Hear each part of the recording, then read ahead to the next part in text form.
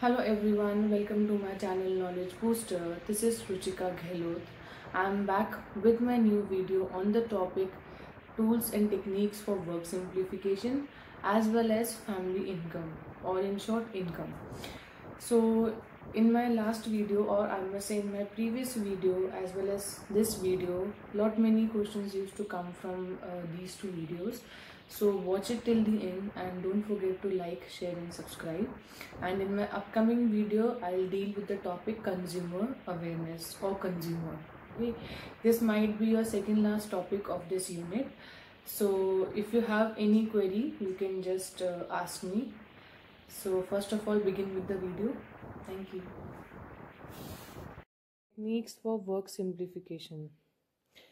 तो जिसमें टेक्निक्स दो टाइप की होती है, फॉर्मल एंड इनफॉर्मल। तो फॉर्मल टेक्निक में क्या होता है कि हमें एक प्रॉपर इक्विपमेंट की एंड प्रॉपर मेथड की ज़रूरत होती है सो दैट जो अपना रिजल्ट आए वो एकदम इफेक्टिव आए एंड एक्यूरेट आए। ठीक है। सो फॉर्मल टेक्निक तीन टाइप्स की होती है। First, micro motion and memo motion film analysis. इसमें क्या होता है, these two are use for detail and accurate analysis of the task. ये मतलब डिटेल एंड एक्यूरेट टास्क का जो एनालिसिस है उसको हेल्प करती है। एंड वो कैसे हेल्प करती है कि कोई भी टास्क है उसको हम लोग मतलब फिल्म के थ्रू देख सकते हैं, उसको एनालाइज कर सकते हैं, जैसे प्रोजेक्शन के थ्रू देख सकते हैं या फिर एक प्रॉपर फिल्म बना के देख सकते हैं, ताकि हमें एक्यूरेसी पता लग जाए कि भाई कौन सा टास्क कितने टाइम तक कैसे किया गया है एंड क्या क्या टेक्निक्स यूज की है। ठीक है। सो ये एक इसका फर्स्ट टेक्निक है। सेकंड है साइकिल ग्राफ। ये एक फोटोग्राफिक डिवाइस है and it is use to register the pathway of the light projected by a small electric bulb attached to some part of the body. Like for अगर इसमें example दूं कि ना कोई भी लेडी अगर आयरन कर रही है तो एक इलेक्ट्रिक बल्ब उसके हाथ पे लगा दिया जाएगा एंड देन वो जो लाइट प्रोजेक्ट करेगा इलेक्ट्रिक बल्ब, तो वो उसका हाथ का मूवमेंट कितनी बार हुआ है, कैसे हुआ है, वो रिकॉर्ड हो जाएगा। तो ये and then a graph is plotted and then analysis is done. तो ये वही होता है कि इलेक्ट्रिक बल्ब लगा देते हैं आपके बॉडी पार्ट्स में एंड देन वो जो लाइट प्रोजेक्ट करते हैं उससे हम एनालाइज कर लेते हैं कि भाई कोई टास्क परफॉर्म किया गया है या कितना मूवमेंट हुआ है बॉडी पार्ट का। Then comes the stop watch. ये हर किसी के मोबाइल में भी होता है, हर किसी के घर पे भी होता है। Sorry, it is use to record the time needed to complete the specific task. ये एक मतलब किसी भी स्पेसिफिक टास्क का टाइम रिकॉर्ड करने में काम आता है। Then comes the informal techniques. इसमें हमें कोई भी इक्विपमेंट की ज़रूरत नहीं है, कोई भी हमें प्रॉपर मेथड की ज़रूरत नहीं है, हम एक पेन पेंसिल के थ्रू ही हम लोग इस टेक्निक को कर सकते हैं एंड ये सिंपल है। इनफॉर्मल एंड फॉर्मल का अगर मैं आपको एग्जांपल बताऊं तो आप कोई भी जॉब पे जाते हैं या कहीं पे जाते हो तो आप बहुत फॉर्मल तरीके से तैयार होते हैं, प्रॉपर तरीके से होता है। नहीं, अगर आप अपने दोस्तों के पास जाते हो, फ्रेंड्स के पास जाते हो तो हाय हेलो सब कुछ भी पहन लिया, कैसे भी पहन लिया, तो वो इनफॉर्मल है। ठीक है। तो इनफॉर्मल टेक्निक्स तीन टाइप की होती है, pathway chart, process chart and operation chart. Pathway chart क्या होता है कि एक बोर्ड होता है, कार्डबोर्ड, एंड देन मतलब थ्रेड एंड स्ट्रिंग का यूज होता है।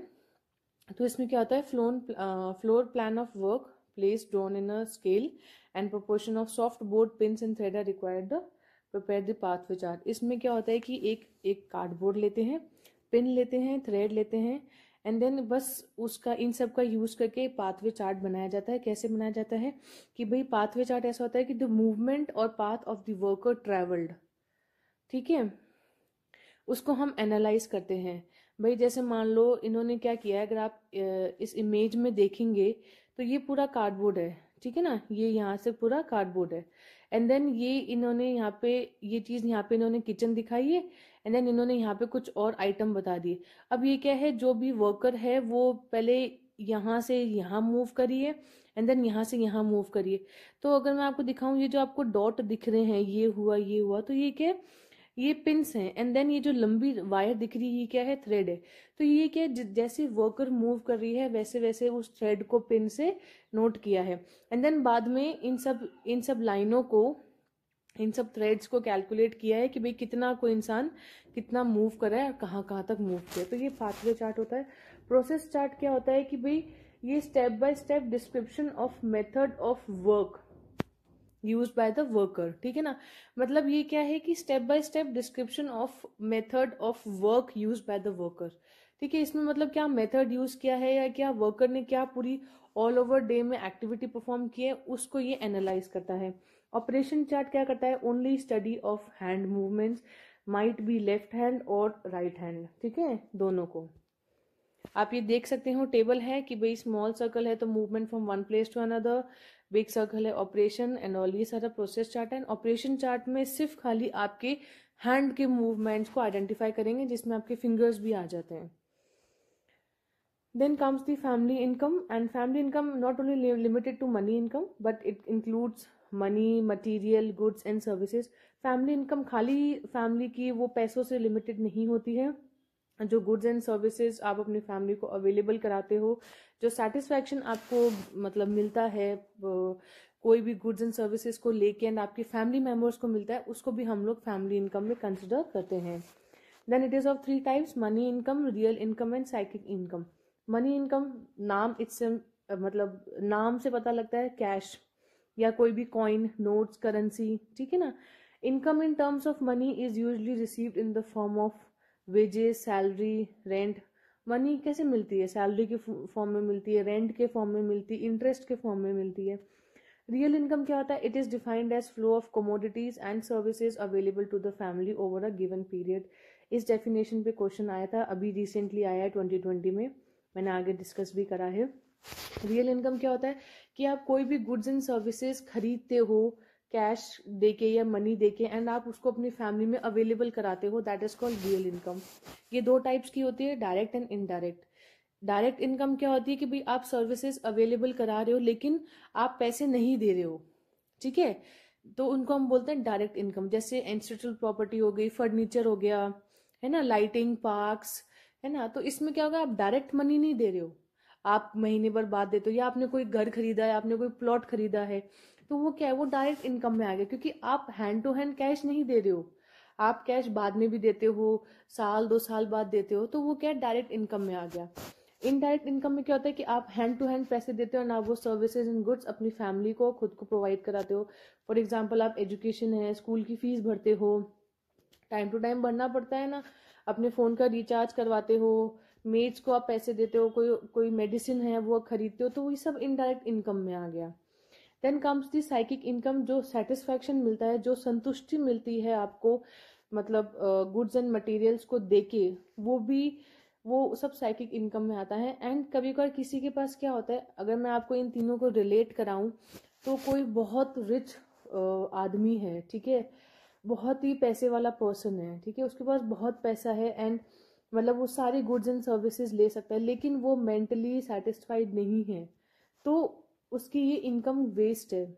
या उसके पास पैसा बहुत है लेकिन फैमिली नहीं है कि जिनके साथ वो उन पैसों को डिस्ट्रीब्यूट कर सके, तो वो सेटिस्फैक्शन उसको नहीं मिल रहा है, तो वो भी एक खराब चीज है।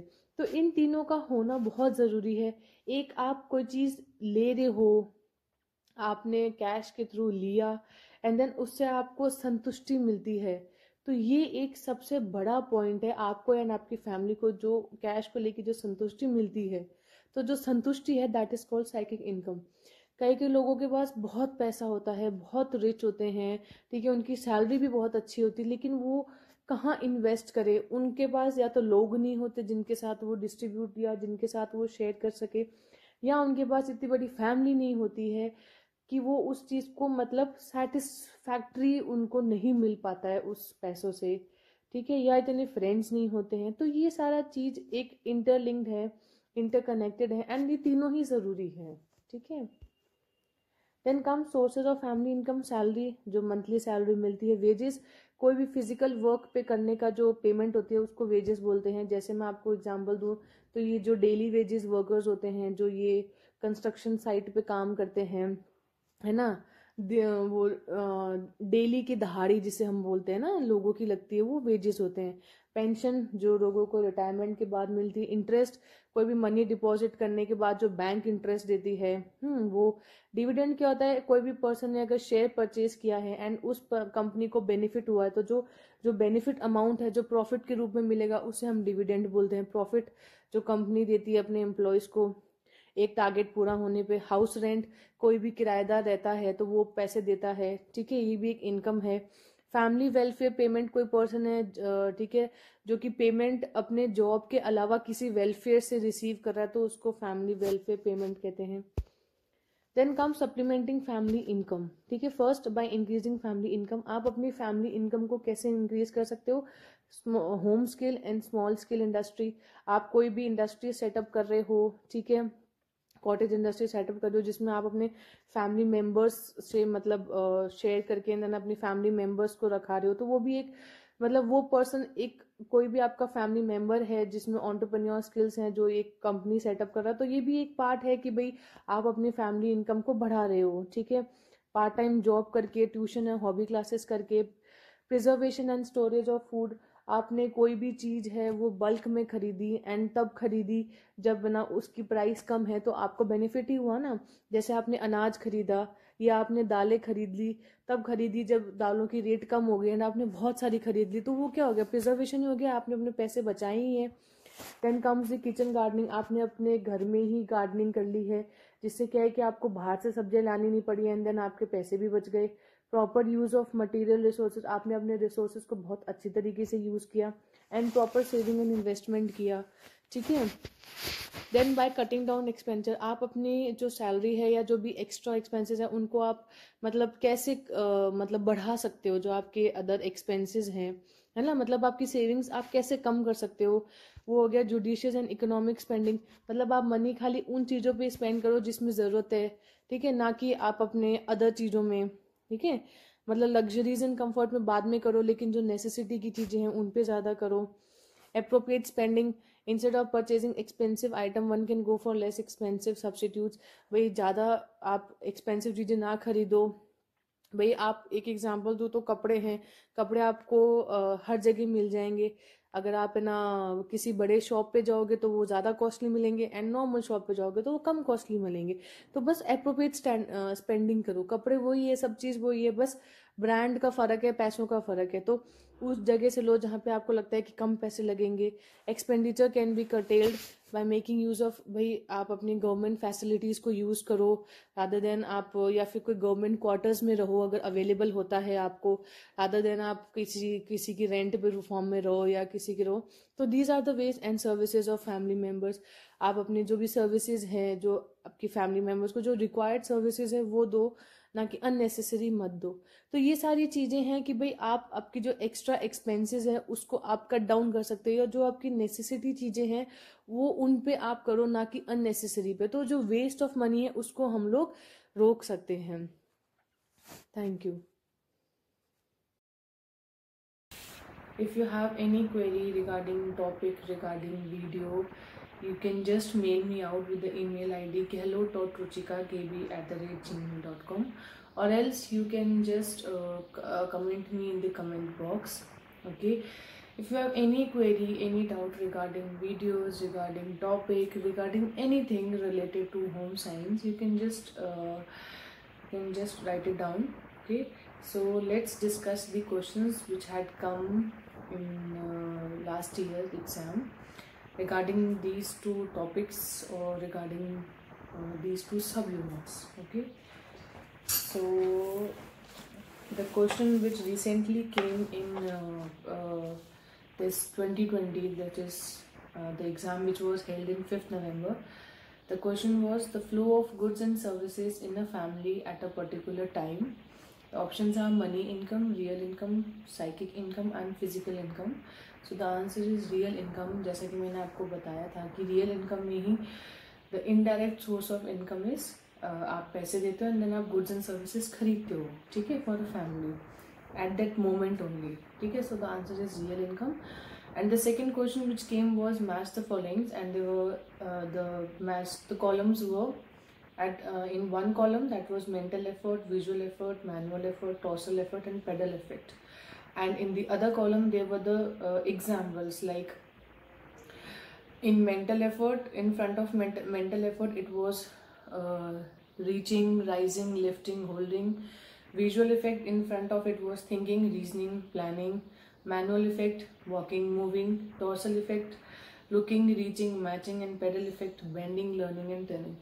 जैसे कि मैंने आपको बताया था कि रिलेटेड टू ब्रेन, तो सीधा दिखता है थिंकिंग, रीजनिंग एंड आंसर। तो जैसा कि अगर हम लोग सब ऑप्शंस में देखें, एक तो फर्स्ट ऑप्शन है जिसमें बी का सेकंड दे रखा है, एंड देन लास्ट ऑप्शन है जिसमें बी का सेकंड दे रखा है। तो you can just tally down. अब जैसे आपको पता है कि बी का या तो फर्स्ट है या फिर लास्ट है, तो इन दोनों में से ही होगा। तो बाकी आप इसको और कर सकते हैं, लाइक पेडल में ये हो गया वॉकिंग एंड मूविंग, तो डी का आता है थर्ड, हाँ है ना, लिफ्टिंग होल्डिंग तो नहीं है, डी का आता है फोर्थ, लुकिंग रीचिंग। तो मतलब you can just tally down. ये क्वेश्चन अभी रिसेंटली 2020 में आया था, तो इस पे क्वेश्चंस आते हैं। और एक tools and techniques for work simplification, हाँ एक ये मेंटल इफेक्ट विजुअल इफेक्ट में भी क्वेश्चन आया था जनवरी 2017 में, जिसमें वही था कि भाई एक कॉलम में मेंटल इफेक्ट्स सारे दे रखे हैं, एंड देन सेकंड में अपने को ऑप्शन दे रखे हैं watching, thinking, bending, pulling and standing. तो you can just tally it down. And एक क्वेश्चन जो मैं बताती हूँ आपको, विच केम इन दैट, तो मतलब इन पे क्वेश्चंस आते हैं, आप इसको मतलब टॉपिक्स को मत छोड़िए। हाँ टेक्निक्स में जैसा कि मैंने आपको बताया था, तो process chart, operation chart, pathway chart, ये कॉलम बना हुआ है, एंड ये आया था दिसंबर 2015 में। ये रहा पूरा, यहाँ पे ये है। तो इसमें यही था कि भाई प्रोसेस चार्ट क्या होता है, operation chart and pathway chart. Then chronocyclography, तो जैसे मैंने आपको बताया था साइक्लोग्राफ टेक्निक होती है, एंड डॉविटेलिंग, ठीक है। सो ये टेक्निक्स होती है। अब जैसे डॉविटेलिंग में आता है कंबाइनिंग जॉब्स, तो बस मतलब कुल मिला के इन दोनों से काफ़ी क्वेश्चंस आते हैं, एंड ये काफ़ी हॉट टॉपिक्स हैं इस टॉपिक में। सो आप इन टॉपिक्स को अच्छे से पढ़िए, and watch it till the end, and don't forget to like, share and subscribe. Thank you.